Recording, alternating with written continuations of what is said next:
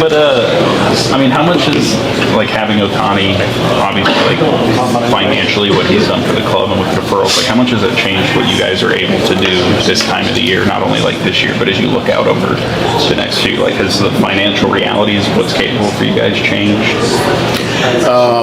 It's a difficult question to answer because before we signed Shohei, we had the commitment from ownership and the drive from them to us of let's do what we can to be aggressive, let's go be great. Obviously, adding a player of Shohei's talent helps in that quite a bit. And also the pledge that we made when we met with them about how aggressive we were going to be to try to win.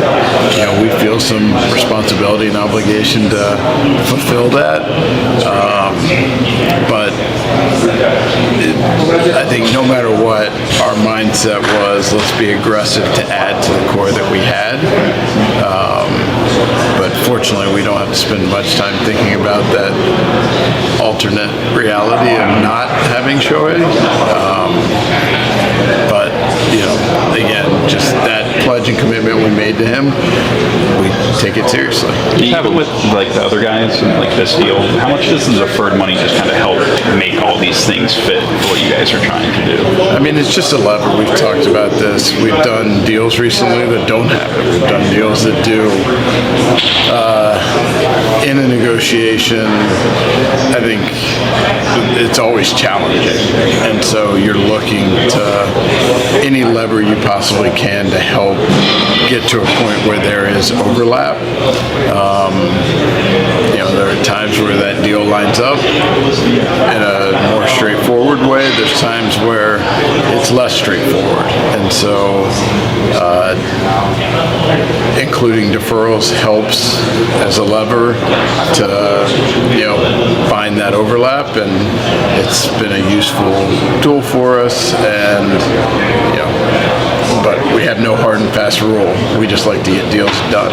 Are there any factors that led you guys to go down that deferral path more recently, or is that just like players being more amenable to it? Yeah, I mean, I think, you know, a little bit with the, you know, having a number of our kind of star players with deferrals, I think has made it something that guys have no issue with, and in some cases may even desire.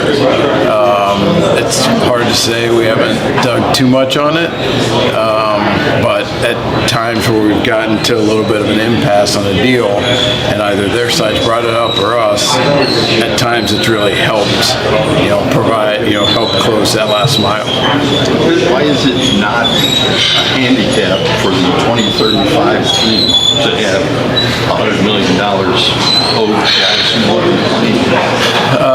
It's just how you account for it. Like, you have to fund a lot of it right now, and having that money go to work for you, where you have a lot of our ownership group or you know, from financial background, and can have that money going to work right now and just making it, you know, not something that sneaks up on us. We're not going to wake up in 2035 and be like, oh my God, that's right, we have this money due. We'll plan for it along the way. Has tapping into maybe the Japanese market brought more money, or is a different version of revenue that maybe you guys were anticipating to be able to like project out further? Yeah, but again, that's more on the business side. I don't think that had that not been the case, that we wouldn't be sitting here right now with Blake. You know, our business is very healthy. We have a really good team. We have, you know, a lot of different revenue sources, and more than anything, we are investing it aggressively, and we feel a real obligation to our fans. You know, the passion that they show, the commitment that they show us, we feel a real pressure to deliver for them. The last 2 years, the way your starting pitching inventory dissolved, how did that motivate the move with Blake? How does that affect your priorities going into the offseason? I don't know the answer to that. Naively, last February, It's like, we may be in a position to, like, the dream is to be in first place and be a seller. Because my goal is to not buy in July. I am setting that out there right now. My goal is to do everything we can right now to not buy in July. Do you want to It is knock on terrible. anything? Yes, everything. Everything. It is a terrible time to acquire talent. And so we're going to do everything we can to put ourselves in a position to not, obviously, as we saw last year, if we need to, we will. But our goal is to not. And last February, I naively joked about how we may even be in position to be sellers and be in a good position. I will never make that mistake again. So the point is, I don't know.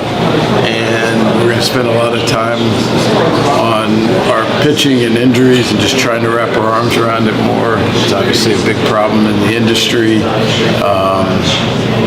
We're going to do everything we can to be better at it than we were the year before. But I think having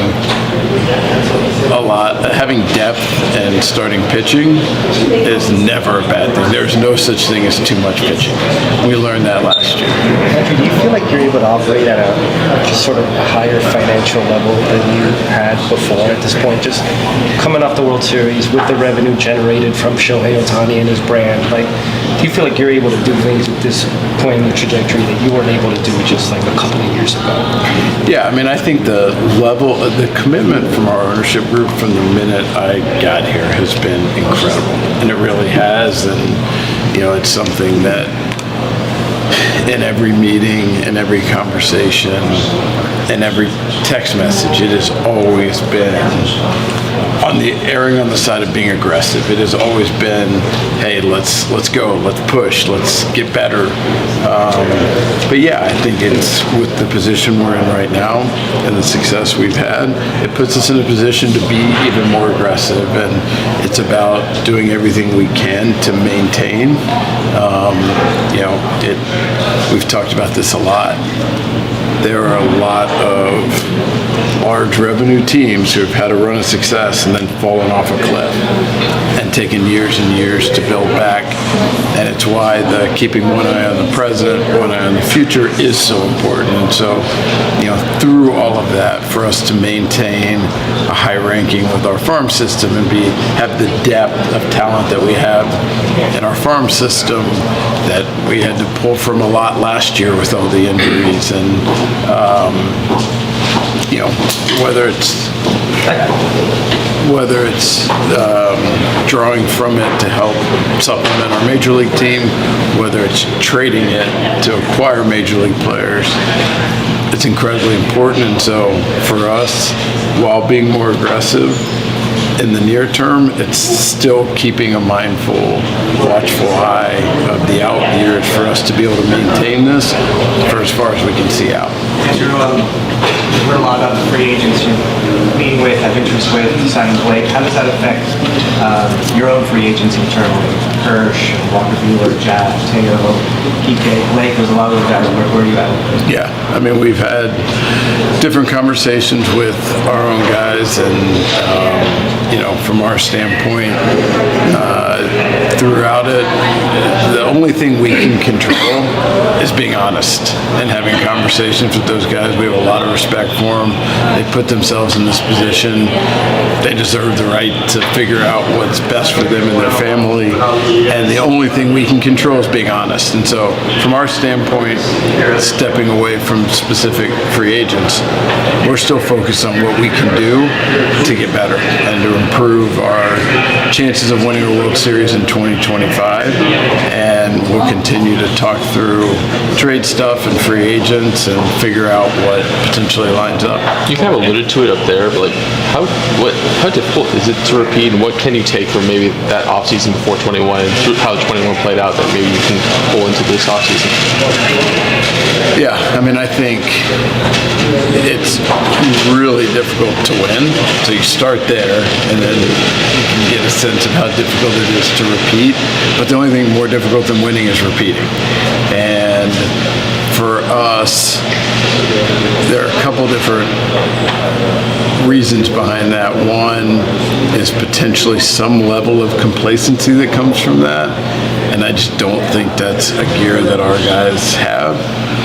And two, usually you have used your pitchers really extensively in October. We didn't do that this year. We're going to have a lot of guys that are going to be, well, hopefully, that are going to be really frisky if we're able to make it into October next year, that won't have taken on that added workload the previous year that we think will be helpful in a strange way. But that is usually a contributing factor as well. And I'm sure there's more, and we'll spend more time on it. Right now, we're more in acquisition mode. But even with the acquisition mode, adding guys who are hungry to our existing group, we think is a good thing, and will just help propel everything even more. What made Tommy Edman someone you wanted to extend? I guess as long as we were trying to acquire him, it just felt like once we finally got him, don't let him go. No, he's a guy that just fits us really well, and with how talented he is on defense and at different difficult spots to find and access in the market, they just could not foresee a way that he wouldn't fit us looking out. So he loved his time in LA and wanted to be here longer term. We wanted him to be, and usually when you have that, it's a good jumping off point to get something done. And you've talked a lot about wanting this to be the golden era of Dodger baseball. I'm curious, how you would define that. There's certain markers there. I don't know. I think it's more just when we look back on it that is how it's generally regarded. I don't know what that means. And so for us, it's just do everything we can to win as many times as we can. But it's a fair question. You don't think you're ruining baseball with all this spending? I think we're rewarding our incredibly passionate fans. Andrew, when Blake tells you in the conversation that he should have done more to make Kevin Cash's job more difficult to pull him out, you already know about his accountability, responsibility. Did that just reinforce that, or did you learn more about Blake in these conversations? Yeah, I think it's easy for guys to internalize that in different ways, and I think just the level of maturity, accountability, staying focused on things he could control, I think speaks to that, increased and continued maturation that guys often go through as they're working through their career. But in conversations, we think his desire to be great is incredibly genuine, and we think he's got the weapons and things in place to do that. And usually in Major League free agency, you're buying the backside of a guy's career. We think there are really compelling things in place that could lead to this next 5, 6, 7, 8 year period being the best of his career. Why do you think there's been so much discourse about the deferrals? It's obviously you're not the first team to do it, and it's certainly I don't know. I think the Shohei one was just very extreme, but if you set the Shohei contract aside, the rest are all within the norm and standard operating procedure that a lot of teams have done. But I think the Shohei one is just jarring to people because it's so different. And I think that the others just unfairly get lumped into that. But I think it's kind of a lazy narrative. But don't spend too much time on it and not really worried about it. Do you think that you've talked a lot about you want this place to be a destination spot for free agents? Do you think all these guys will take deferrals, or maybe speaks to that? Just maybe how much they want the wanting to be here, what makes them more?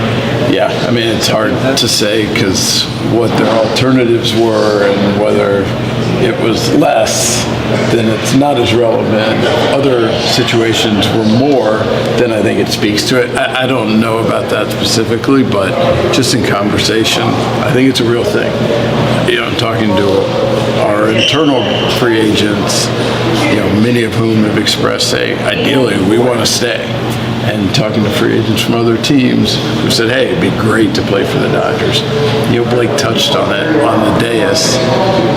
I think the city, the weather, the fan support, the talent that we have contributes greatly in us reaching that goal. But it's one of those goals that we never want to get complacent with. Creating that destination spot. We are better at it today than we were 4 years ago. And in my mind, we will have failed if we're not better at it 4 years from now than we are today. So it's something we have to continue to nurture and grow, but I think it is very much in place, and we're looking to strengthen that advantage. Well, what's the better version of when you talk about getting more out of Blake? Is that just kind of his dominance a little more consistently? Is it actually I think changing some of the stuff I think that at the very least, it's potentially providing for more consistency. That stretch in the second half last year is about as dominant as a pitcher can possibly be. And you saw the uptick in strike one. You see a guy that has had some of his challenges in terms of walk rate, and you think, okay, he doesn't really know where the ball is going, but he's got great stuff. He actually has really good command. The problem is he's really hard to hit. And so therefore, most pitchers can end an at-bat earlier than he can on a ball in play. Blake is so challenging to hit that at-bats often don't end, whether it's fouled off or just locks him up and they take it and it's a ball. I think there's some pitch selection, pitch usage, just different things that can help just an extra little bit. I mean, obviously, being a two-time Cy Young Award winner and having the stretches of dominance that he's had, it feels like a silly comment to say, but it's genuinely how we feel. You talk a lot about this golden era of Dodger baseball. I know you have a lot of guys on contracts until the 2030s, but do you see this 4 or 5 year window with everyone at their prime, Freddie's contract, what's left on that, as a window to really capitalize and maximize, I guess, the change? I mean, yes and no. I wouldn't say we're any more focused over the next 2 or 3 than we were in the last 2 or 3, or we will be 6 or 7 from now. Our goal is to do everything we can to be in position to win, but also we're not going to do anything that pushes a lot of chips for 2 years and then puts us in position where we fall off a cliff.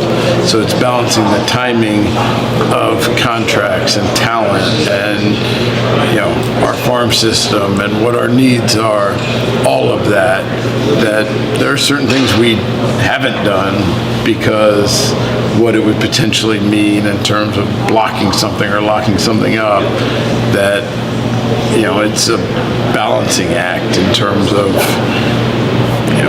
long-term contracts and young players and how to integrate for you to be able to sustain success over a long period. And that is what our focus is on, making sure we can do that. How have you guys adjusted with kind of off-season training and maybe players who are used to being able to come here?